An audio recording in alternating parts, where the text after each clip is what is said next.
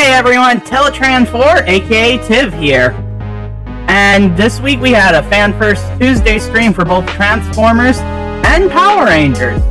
So I'm going to go over my thoughts on the reveals from the streams on Tuesday, and I'm going to be separating it into three categories basically. The good, the bad, and the utterly confusing that wasn't really in today's stream, but was news that somehow flew under my radar. Without further ado, let's go. So first of all, for the good, we had the reveal of the Shattered Glass Ultra Magnus being released, and honestly, I think he looks great. Really cool zombie head sculpt, and great Delta Magnus colors. But I'm just a little confused on why they even used the original Magnus mold when the Laser Prime was right there, and is much more fitting for the character of Shattered Glass Magnus in my opinion. Until I look at the fact that he has an alternate normal guy head.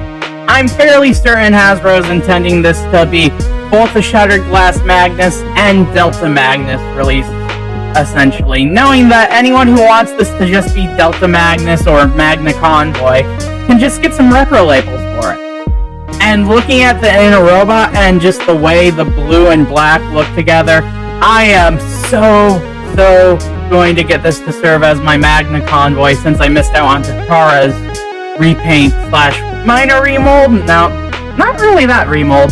Take on Magna Convoy. Probably give him a new sword though. And we also saw that Legacy is going to have Tarantulas in it, which is fantastic. He was one of the most glaring things missing from Kingdom. And looking at the design and everything, he looks just like he did in the original Beast Wars show. So I'm going to definitely pick this toy up. And Alita 1, she actually looks really cool. And if all of the rumors I hear are true, it means she's going to be a pre-tool for Minerva, which will be really fun to have.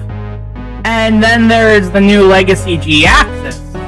Finally a G-Axis toy that actually resembles the character's look in the original Generation 2 comics whatsoever. I am definitely going to be picking this up, and I'm a little disappointed that Simon Furman's going to have to buy his own. With Legacy, there's also the new Blitzwing that was revealed, and he looks great. So much better than the Titans Return version. I'm going to pick this up, and it's just going to be my Blitzwing forever. Though I'm kind of curious on what they might end up remolding them into, since almost everything from Legacy seems to have pre-tools of some sort in mind. And on to the good Power Rangers things, we had reveals of the 3 Ninja Rangers. And yeah, I think they look pretty good for what they are. I'm a little disappointed that there's no Kimberly head available for the Pink Ninja Ranger from Mighty Morphin. But I mean, I guess we'll have to deal with Kat as a movie character.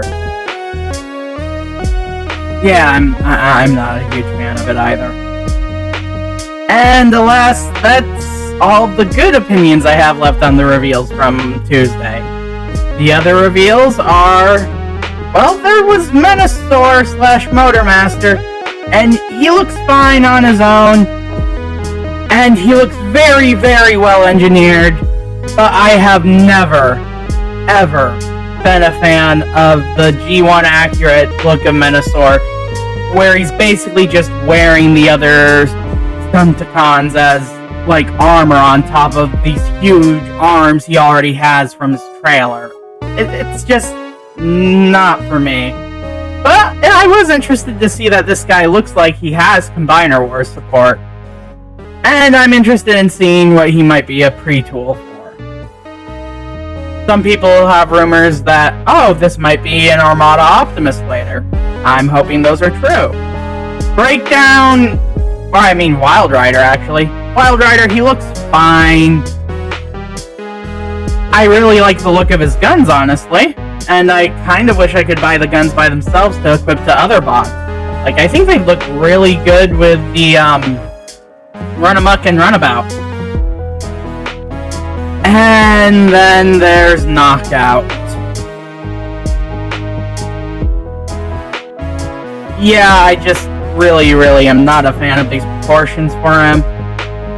like, the head design is fine, but from all of the Prime redesigns we've seen in Legacy, I think they all look like garbage, honestly. They look like they're all of these characters being forced into molds that clearly aren't intended for them initially. I'm fine with new bodies and stuff like this, but honestly, Knockout here just doesn't even really look that much like his Prime counterpart. Like, I honestly don't even feel like the Prime art style is that far a shift out from G1's art style. You don't need to G1ify them. Just, like, give them noses. Like, a lot of the designs are slimmer and everything, yeah. But that's fine. There's plenty of slimmer bots in G1 now, thanks to IDW's continuities and the like. Like, we put Blackout and them into IDW 1, and no one batted an eye with their Prime design. So, what's the deal with this? Really, Hasbro? Why are you not willing to commit to the fans of anything but Generation 1? It's really been bugging me. And I'm seeing it more and more with Power Rangers now, too, honestly. It's really disappointing to see.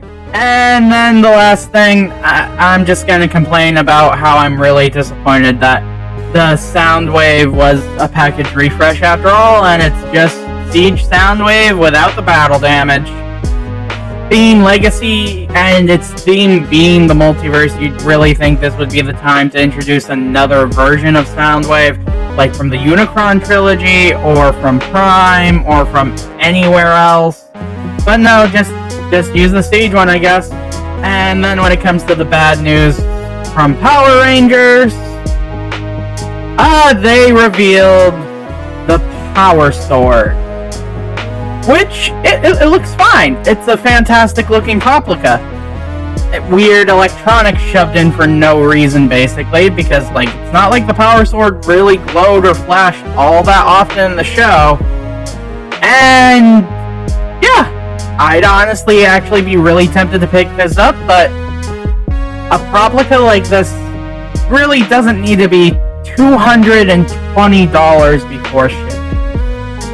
It's not worth that price. And I encourage people not to buy it.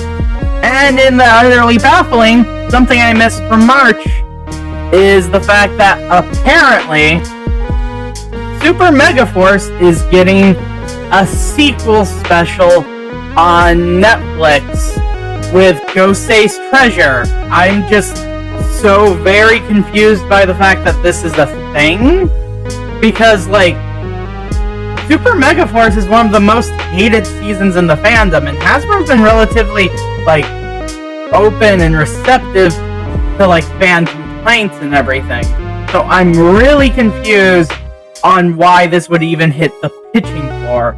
I'm sure it's going to be a bit better than the show itself was, with the benefit of hindsight and everything, but it's just confusing that they made it at all. But, like, whatever. I guess I'll watch it. And that's all the news I really have to cover today. But, thanks for watching. And I'll see you guys next time. Teletran 4 out.